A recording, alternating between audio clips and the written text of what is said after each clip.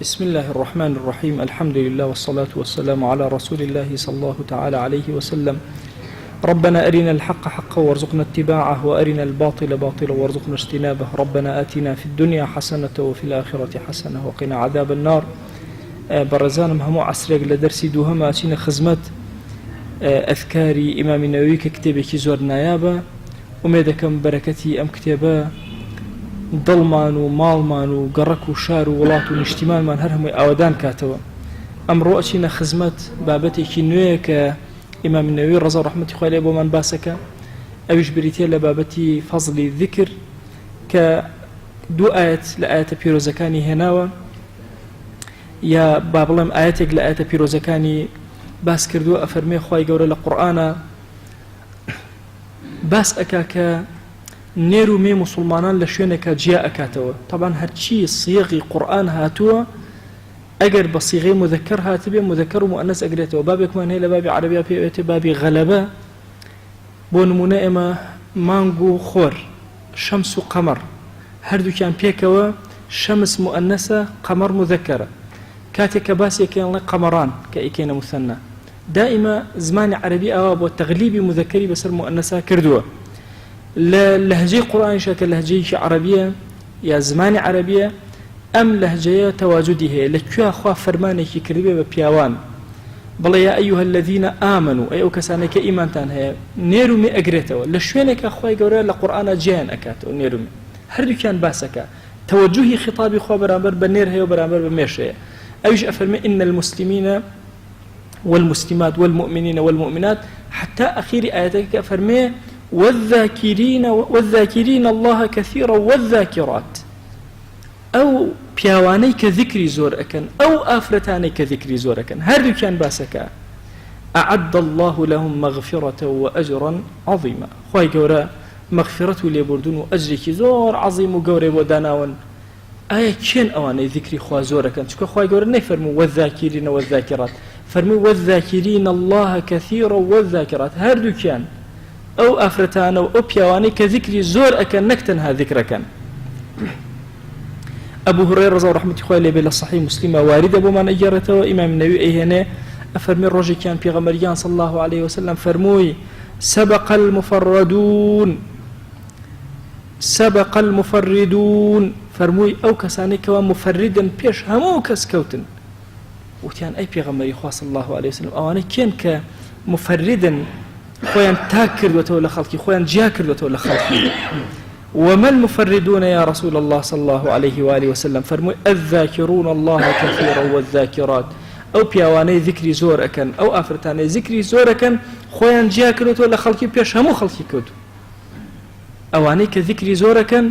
بيش همو خلقي كوتون. كوابو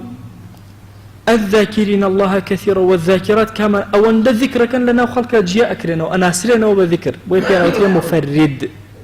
جابو لخلق تاقبو لخلق. أفرمي روايات كراوة مفردون مفردون هاتوا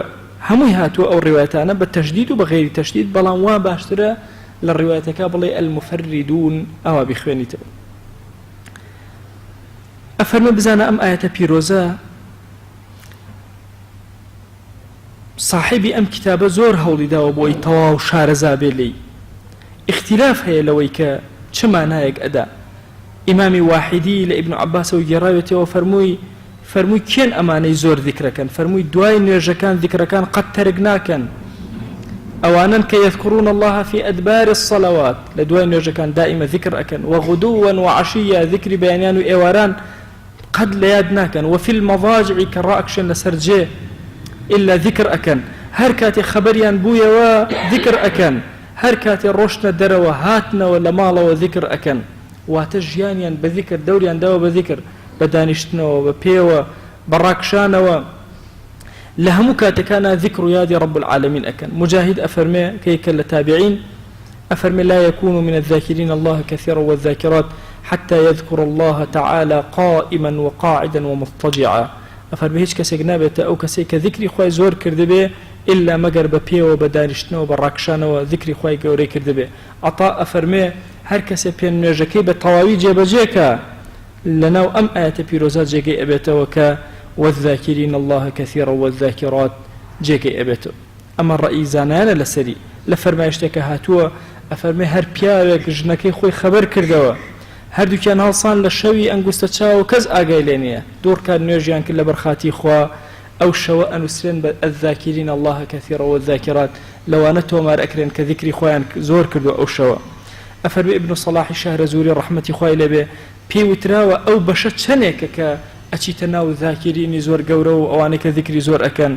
فرمويتي هر كسيك أو ذكراني كاللخ بيغمبري خواه صلى الله عليه وآله وسلم مأثورا كوا صحيحا بيانيان وإيواران جيبجيان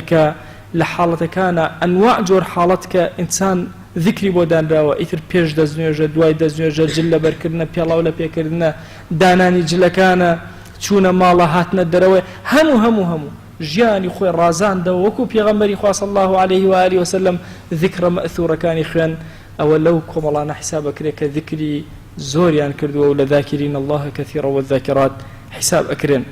أفرمي أمانش زورا لكتبي عمل اليوم والليلة باس كراون بيان كراون وأم كتابي إما باس لهمو جورا كان ذكر أكا هركس التنفيذ وتطبيقك لو كمالانا أبيك الذاكرين الله كثيرا والذاكرات خواه يقول لقنا هي من الشيء وجوبوري داوا أكين لذاتي باكي پروردگار أم درس وطاوي درس كان ترمان لقبولك خواه داوا اللي أكين بنوري أم كتاب دل ما روشن كروا خواه بنوري أم كتاب مالكان ما روشن كروا خواه داوا اللي أكين بقوري خود بنوري أم كتاب خواه جان ولاتو نشتمان وشارمان روشن كروا آمين والحمد لله رب العالمين وصلى الله على سيدنا محمد وعلى آله وصحبه وسلم.